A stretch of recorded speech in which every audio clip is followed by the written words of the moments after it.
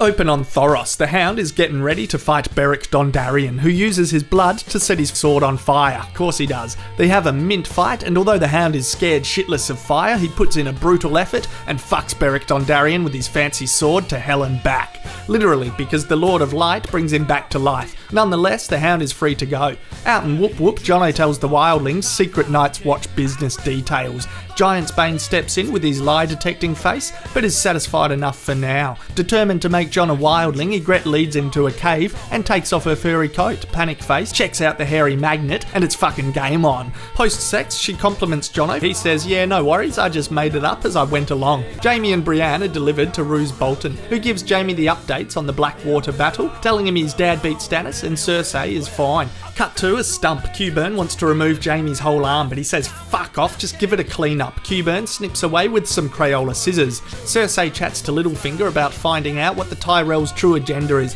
He says he'll do his best. She says, yeah, you fucking better, mate. Tyrion tries to scab money from Lady Olenna for the expensive royal wedding. After giving him the runaround, she says, fine, you tired-ass Lannisters. Meanwhile, Gendry tells Arya that it's time they went separate ways. She's super fucking sad and says that she could be his family. He says one day she could be his lady, which is a bit of an iffy thing to say, to be honest. Cut to some little Lannister pricks being murdered by Cranky Pants Karstark. Robb gives him a spray, says his vengeance is bullshit, and sentences him to a haircut. Arya is told she'll be let go soon once the Brotherhood gets some gold. Beric and Thoros then reminisce on the 6 times Beric has been killed and bloody respawned. Arya says, yeah, nah, bring me fucking dad back to life, but they can't. Stannis' wife Selyse is in deep with the religious shit and doesn't even care that Stannis and Melisandre fucked. The Lord of Light has given him a freebie. Oh yeah, and she keeps their dead babies in jars. They do have one child that's still alive and has a bit of a face dilemma. She asks whereabouts Davos is. Stannis says he locked him in a dungeon. Brienne has her bath gate crashed and Jaime tells her about how he had no choice but to kill the Mad King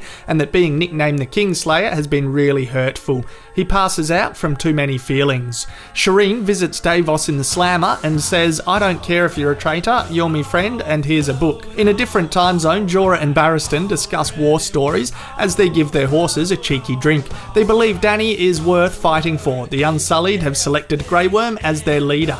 Robb plays with his strategy board, trying to figure out how to win war. He has an idea to mount an attack on the Lannister hometown of Casterly Rock. He could do it with Walder Frey on his side, but Walder has been a bit miffed since Robb went and got a really hot girlfriend. Sansa drools over Sir Loras fighting and wants to move to Highgarden ASAP. Loras has sex with his squire, who is an inside man for Littlefinger and tells him Loras is set to marry Sansa. Littlefinger sees Sansa and reiterates that he can get her out of King's Landing soon. In other words, don't off with Loras. Tywin learns about everyone trying to marry Sansa and is gonna fuck them all over by marrying Sansa to Tyrion. Cersei is told that she will marry Loras Tyrell, and the bullied children are left at the dinner table to contemplate their miserable futures. End. Alright, in the next couple of weeks I'll do a pretty thorough mid-season review, and then from there probably just recap reviews in the one videos. Alright, I'll do it. Fucking see ya.